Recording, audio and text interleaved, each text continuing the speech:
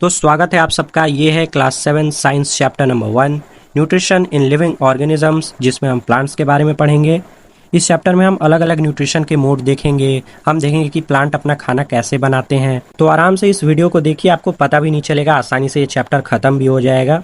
और अगर आपके पास टाइम हो तो इस वीडियो को देखने के बाद खुद से भी एक बार चैप्टर को रीड कर लीजिएगा। आपको क्वेश्चन आंसर याद करने का जरूरत ही नहीं पड़ेगा।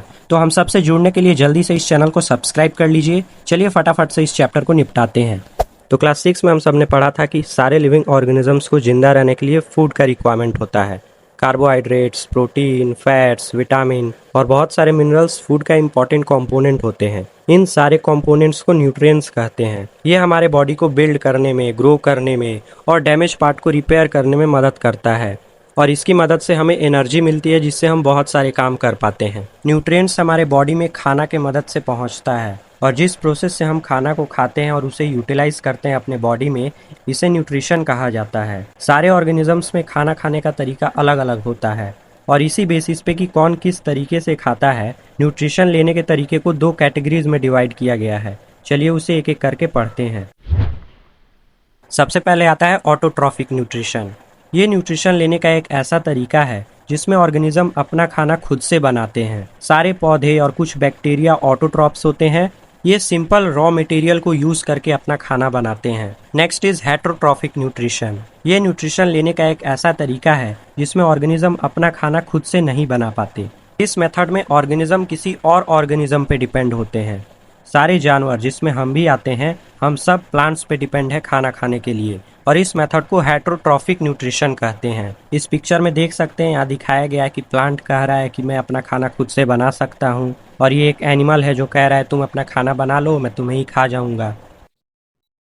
एक सिंपल सा फ्लो चार्ट दिया है, चलिए इसे समझ लेते हैं। तो न्यूट्रिशन के 2 मोड होते हैं, ऑटोट्रॉफिक न्यूट्रिशन और हेटेरोट्रॉफिक न्यूट्रिशन। ऑटोट्रॉफिक में सारे ग्रीन प्लांट्स आते हैं और कुछ बैक्टीरियाज आते हैं। हेटेरोट्रॉफिक में सारे एनिमल्स, मैन और कुछ नॉन ग्रीन प्लांट्स इंक्लूड हैं। अब हेटेरोट्रॉफिक न्यूट्रिशन लेने के भी 3 तरीके होते हैं, saprotrophic, parasitic and holozoic nutrition. इन सब के एग्जाम्पल यहाँ दिए हैं। वैसे इन सबको हम चैप्टर 2 में डिटेल में पढ़ेंगे, तो इसके बारे में ज़्यादा नहीं जानते हैं, आगे बढ़ते हैं। एक डू यू नो दिया है, इसे देख लेते हैं। यूगिलेना एक तरह का ऑर्गेनिज्म है जो दोनों तरह के मोड का यूज़ करता है न्यूट्रिशन लेने के लिए। इसके अंदर प्लांट्स के फीचर हैं जो ऑटोट्रॉफिक न्यूट्रिशन में मदद करते हैं, और एनिमल्स के जैसे भी फीचर हैं जो हेटेरोट्रॉफिक न्यूट्रिशन में मदद करते हैं। Next is photosynthesis, food making process in plants. चलिए अब जल्दी से देखते हैं कि प्लांट्स अपना खाना कैसे बनाते हैं। तो प्लांट्स में खाना बनाने का काम पत्तों का होता है, जिसे फूड फैक्ट्रीज कहते हैं। पत्तों में ग्रीन कलर का पिगमेंट पाया जाता है, जिसे क्लोरोफिल कहते हैं। ये सनलाइट की एनर्जी को कैप्चर करने में मदद करता है। ये एनर्जी प्लांट्स को कार्बन डाइऑक्साइड और वाटर के साथ खुद का खाना बनाने में मदद करता है। फोटो का मतलब होता है लाइट, और सिंथेसिस का मतलब होता है टू कंबाइन। तो इसका मतलब ये हुआ कि ये लाइट को कंबाइन करके खाना बनाते हैं। और इस पूरे प्रोसेस को एक इक्वेशन के फॉर्म में कुछ इस तरीके से दिखाया जाता है। कार्बन डाइऑक्साइड और वाटर को सनलाइट और क्लोरोफिल के प्रेजेंस में कार्बोहाइड्रेट और ऑक्सीजन में कन्वर्ट किया जाता है। इस इक्वेशन को हम सीनियर क्लासेस में बहुत डिटेल में पढ़ेंगे, अभी बस आप इसे याद कर लीजिए, इतना बहुत होगा। Next is raw materials for photosynthesis. अब हम देखते हैं कि फोटोसिंथेसिस के लिए क्या क्या रॉ मटेरियल्स इंपॉर्टेंट हैं। कार्बन डाइऑक्साइड, वाटर, ये सारे रॉ मटेरियल्स फोटोसिंथेसिस के लिए इंपॉर्टेंट है। इस प्रोसेस में क्लोरोफिल और सनलाइट भी इंपॉर्टेंट है, और क्योंकि ये सारा प्रोसेस पत्तों में होता है, तो इन सारे रॉ मटेरियल्स को पत्तों तक पहुंचना बहुत इंपॉर्टेंट है। तो रॉ मटेरियल्स जो फोटोसिंथेसिस के लिए इंपॉर्टेंट है, वाटर एंड मिनरल्स मिट्टी से लिए जाते हैं, और कार्बन डाइऑक्साइड हवा से लिया जाता है। वाटर एंड मिनरल्स, प्लांट का रूट मिट्टी से वाटर एंड मिनरल्स को एब्जॉर्ब करता है, और वेसल्स की हेल्प से प्लांट के अलग अलग पार्ट्स में ट्रांसपोर्ट करता है। वेसल्स को ट्यूब जैसा समझिए, जैसे हमारे शरीर में नस होता है, वैसे ही प्लांट के रूट में, स्टेम में, ब्रांचेस में और पत्तों में ये वेसल्स फैला होता है। आप इसके बारे में चैप्टर 8 में और डिटेल में पढ़ेंगे, अभी के लिए इतना काफ़ी है। Next is carbon dioxide. Plant carbon dioxide atmosphere से लेते हैं। कार्बन डाइऑक्साइड पत्तों में छोटे छोटे होल्स की मदद से एंटर करता है, और इन होल्स को स्टोमाटा कहते हैं। स्टोमाटा स्पेशल सेल्स से सराउंडेड होता है, जिसे गार्ड सेल्स कहते हैं। Next is sunlight. Plant sunlight से एनर्जी लेते हैं, जिसे वो खाना बनाने में यूज करते हैं, और इसी प्रोसेस को फोटोसिंथेसिस कहते हैं। Next is chlorophyll. क्लोरोफिल एक तरह का पिगमेंट है जो पत्तों में पाया जाता है और इसी के कारण पत्ते ग्रीन कलर के होते हैं। ये पत्तों को सोलर एनर्जी को कैप्चर करने में हेल्प करता है और इस एनर्जी को यूज करके प्लांट कार्बन डाइऑक्साइड और वाटर के जरिए अपना खाना बनाते हैं। एक डू यू नो दिया है, इसे देखते हैं। कुछ प्लांट के पत्ते अलग अलग कलर के होते हैं, जैसे पर्पल कलर के होते हैं, तो इसमें तो फोटोसिंथेसिस हो जाता है। लेकिन कुछ ऐसे प्लांट हैं जिनके पत्तों पे येलो स्पॉट्स पाए जाते हैं, उस जगह पे फोटोसिंथेसिस नहीं हो पाता। तो इतना पढ़ने के बाद हमें ये पता चला कि फोटोसिंथेसिस एक यूनिक प्रोसेस है। इसके जरिए डायरेक्टली या इनडायरेक्टली सन का एनर्जी सारे लिविंग ऑर्गेनिजम्स में ट्रांसफ़र होता है। प्लांट्स ऑक्सीजन भी प्रोवाइड करते हैं जो हमारे लिए ज़रूरी है। एक और डू यू नो दिया है, इसे भी देखते हैं। तो इसमें दिया है कि डियर हो या लायन हो, सारे प्लांट पे डिपेंड है। तो इसमें घुमा फिरा के यही बताया गया कि सारे एनिमल्स प्लांट पे डिपेंड है। नेक्स्ट देखते हैं प्रोडक्ट्स ऑफ फोटोसिंथेसिस। तो फोटोसिंथेसिस का सबसे पहला प्रोडक्ट है कार्बोहाइड्रेट। ये एक तरह का ग्लूकोज होता है जो कि स्टार्च में कन्वर्ट हो जाता है। और अगर किसी पत्ते में स्टार्च है तो इससे ये पता चलता है कि उस पत्ते में फोटोसिंथेसिस का प्रोसेस हुआ है। अब जो कार्बोहाइड्रेट है उसमें कार्बन, हाइड्रोजन और ऑक्सीजन होता है। कुछ कार्बोहाइड्रेट प्रोटीन और फैट में कन्वर्ट हो जाते हैं, लेकिन प्रोटीन में नाइट्रोजन भी पाया जाता है। पर अब आप सोचिए कि नाइट्रोजन कहाँ से आ गया। आपको लगता होगा कि हवा में तो बहुत सारा नाइट्रोजन है, लेकिन प्लांट डायरेक्टली नाइट्रोजन को नहीं यूज़ कर सकते। प्लांट नाइट्रोजन को अलग तरीके से लेते हैं। मिट्टी में कुछ बैक्टीरिया पाए जाते हैं जो नाइट्रोजन को सॉल्यूबल फॉर्म में कन्वर्ट करते हैं और फिर प्लांट इन सॉल्यूबल फॉर्म को ले लेता है, जिसके जरिए नाइट्रोजन प्लांट्स को मिलता है। इस पूरे प्रोसेस में प्लांट का रूट बहुत इंपॉर्टेंट रोल प्ले करता है। Now other modes of nutrition in plants. अब देखते हैं कि प्लांट फोटोसिंथेसिस के अलावा और किन किन तरीकों से अपना न्यूट्रिशन लेते हैं।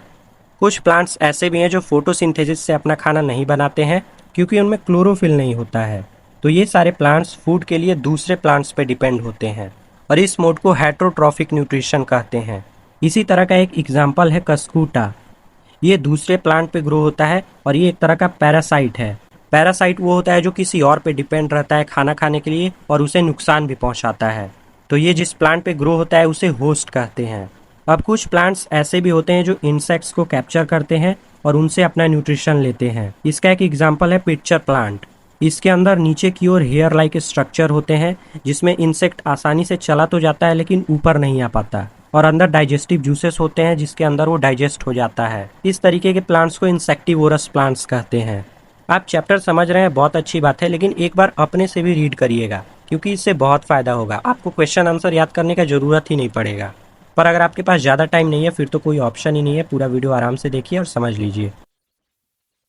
Next is modes of nutrition for other organisms. अब हम देखते हैं कि प्लांट और एनिमल के अलावा जो बचे हुए ऑर्गेनिज्म हैं उनमें न्यूट्रिशन का मोड कैसा होता है।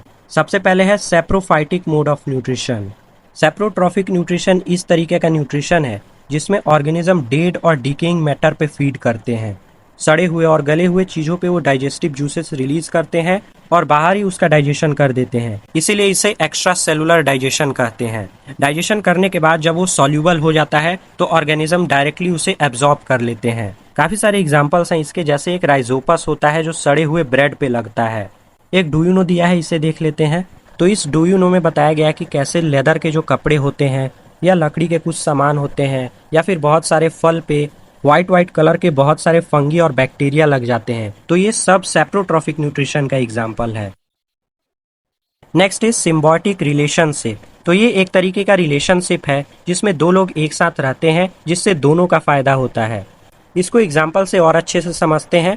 काफ़ी सारे एल्गी और फंगी ट्री के रूट्स पे रहते हैं, तो इससे एल्गी और फंगी का फायदा हो गया क्योंकि उन्हें घर मिल गया रहने के लिए, और इससे रूट को एक फायदा हुआ कि वो इनकी मदद से मिट्टी में से और आसानी से मिनरल्स को एब्जॉर्ब कर पाते हैं। एक और एग्जाम्पल है लिकेन, जिसे काई भी कहते हैं। ये फंगस और एल्गा के बीच एक रिलेशनशिप में रहते हैं। फंगस वाटर को एब्जॉर्ब करता है और अलगा को एक शेल्टर प्रोवाइड कराता है। अलगा फोटोसिंथेसिस के प्रोसेस से खाना बनाता है, तो इससे इन दोनों का फायदा होता है। एक और एग्जाम्पल है राइजोबियम, जो कि रूट्स पे पाया जाता है। ये एटमॉस्फेयर में से नाइट्रोजन को लेता है और यूजेबल फॉर्म में कन्वर्ट करता है, जो कि प्लांट को हेल्प करता है, और प्लांट इसके बदले राइजोबियम को खाना और शेल्टर प्रोवाइड करते हैं। तो इस तरीके से इन दोनों का फायदा होता है। अब लास्ट टॉपिक आ गया, how are nutrients replenished in the soil.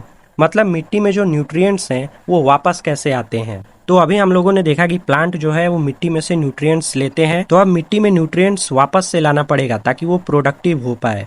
तो इसके लिए फार्मर अलग अलग फर्टिलाइजर्स का यूज करते हैं, लेकिन जंगल में तो कोई फर्टिलाइजर का यूज नहीं होता, फिर वहाँ कहाँ से न्यूट्रिएंट्स आते हैं? तो इसके लिए नेचर का अपना तरीका है। तो जो सड़े हुए पत्ते होते हैं, प्लांट्स होते हैं और एनिमल्स होते हैं, उससे सॉइल को न्यूट्रिएंट्स मिलता है। और एक और एग्जांपल है राइजोबियम, जो कि एटमॉस्फेयर से नाइट्रोजन लेके मिट्टी को देता है। तो ये भी एक तरह से मिट्टी में न्यूट्रिएंट्स की कमी को पूरा कर रहा है। तो ये चैप्टर यहाँ खत्म होता है। आई होप आप समझ गए होंगे। अगर आपके कोई डाउट है तो नीचे कमेंट कर दीजिए, मैं कोशिश करूंगा कि जरूर आपको रिप्लाई दे पाऊँ। ठीक है, फिर मजे करिए, मिलते हैं अगले वीडियो में। Bye bye, enjoy life.